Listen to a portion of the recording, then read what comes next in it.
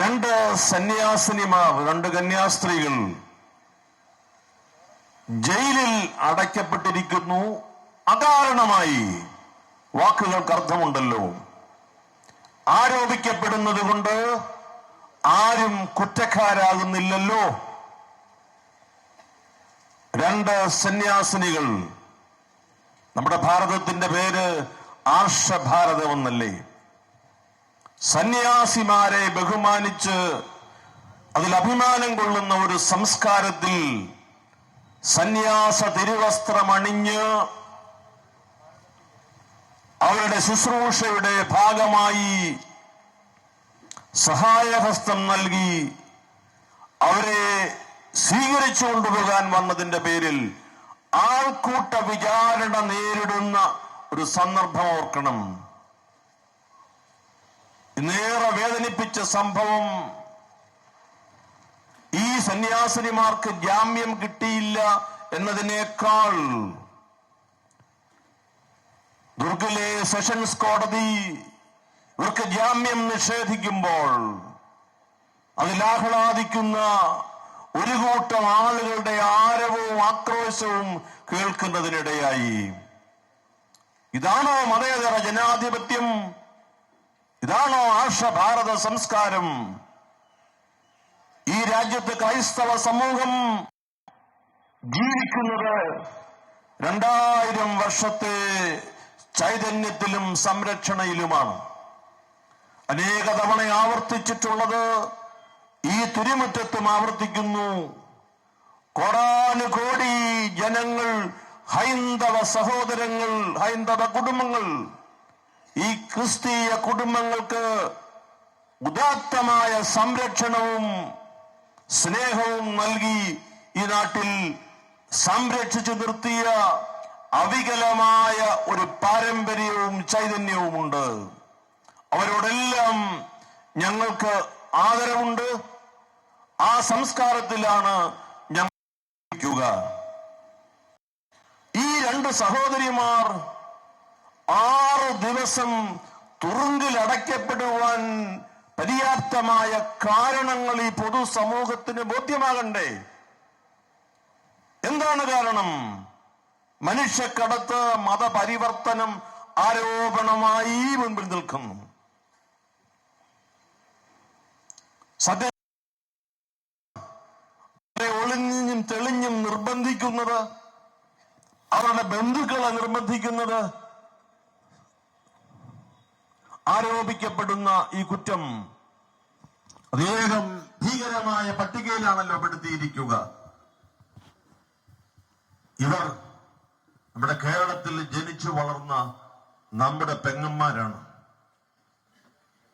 ആരോ ചോദിക്കുന്നത് കേട്ടു, മറ്റൊരിടത്തും വലിയ പ്രശ്നമില്ലല്ലോ, കേരളത്തിൽ എന്താ ഇത്ര വലിയ പ്രശ്നമെന്ന്.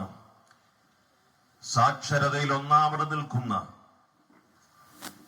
മിഷണറിമാർ വിദ്യാഭ്യാസം കൊണ്ടുവന്നിട്ടുള്ള ഈ ദേശത്തെ ചിന്തിക്കുന്ന ക്രിസ്ത്യാനികൾ മാത്രമല്ല, സകല സുമനസ്സുകളും ഒരുപോലെ ചോദിക്കുന്നു, ഇതെന്തു നീതി, ഇതെന്ത് ന്യായം?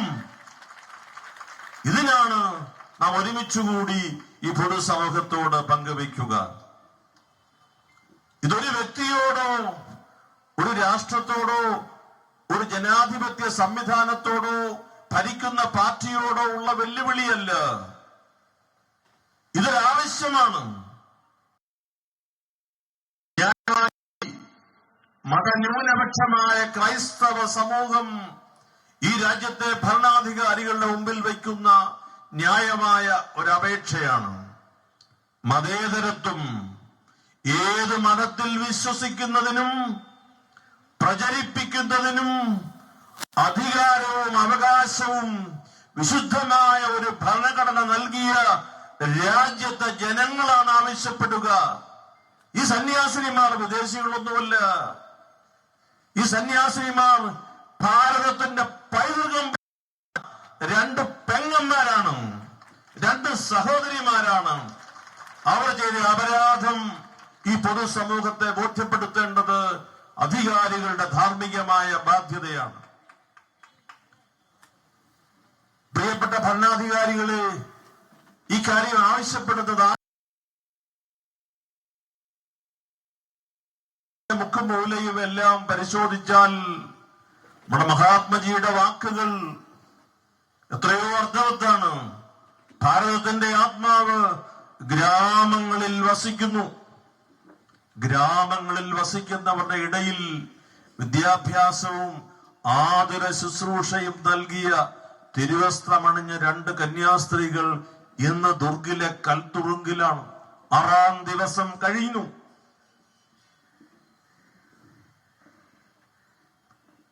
ഈ രാജ്ഭവന്റെ അങ്കണത്തിൽ അത് പൂർണ്ണമാകണമെങ്കിൽ ഈ കത്തോലിക്ക അതിരൂപത അങ്കണത്തിൽ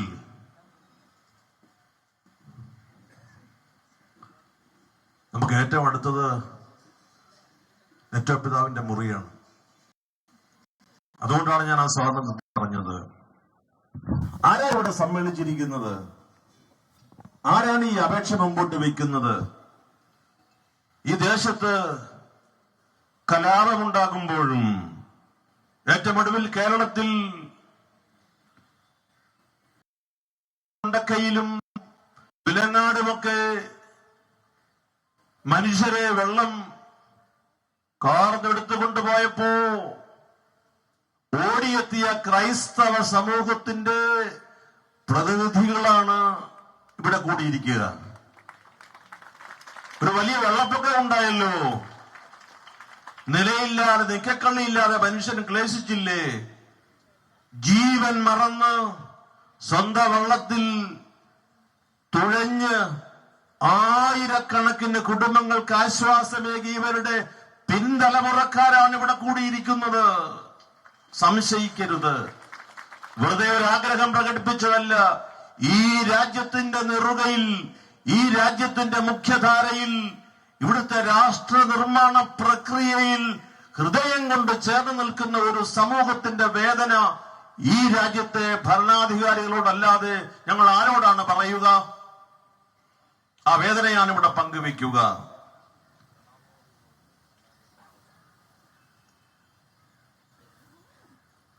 ബിലാസ്പൂരിലെ വിഷയം റഫർ ചെയ്യപ്പെട്ടിരിക്കുകയാണ്. നീതി നടപ്പാകണം. മാക്സിമം ദിവസം അവരെ ജയിലിൽ അടച്ചുകൊണ്ടല്ല, ഒരു ദിവസം നേരത്തെ അവരെ ജയിലിൽ നിന്ന് മോചിപ്പിച്ചുകൊണ്ടാണ് എന്നത് നീതിയുടെ ഭാഗമാണ്.